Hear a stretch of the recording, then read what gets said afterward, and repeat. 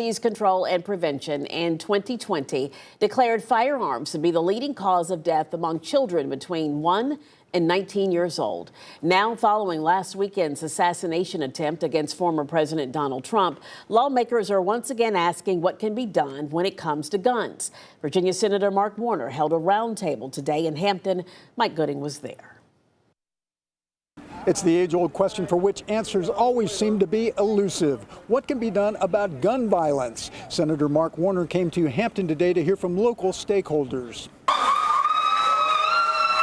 After a spirited greeting from children, Warner got down to business. This cancer of gun violence feels like we can't,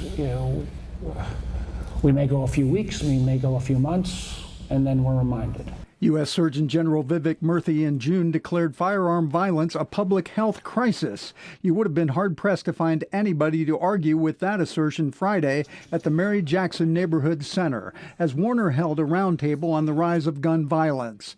There, 3 members, a state senator, and dozens of civic and law enforcement leaders came together to discuss various local community-based youth intervention programs and how each of them could benefit from more funding.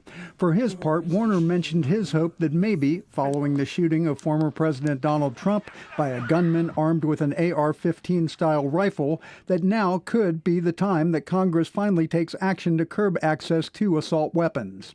This kind of access to firearms, how much more of this kind of violence do we have to see before we say, this doesn't happen in other nations and it shouldn't happen in America? Mike Gooding, 13 News Now. Now, the nation did have an assault weapons ban in place. It was called the Public Safety and Recreational Firearms Use Protection Act. The measure was signed by President Clinton and enacted in 1994, but it expired in 2004. And Congress has repeatedly decided since then not to renew it.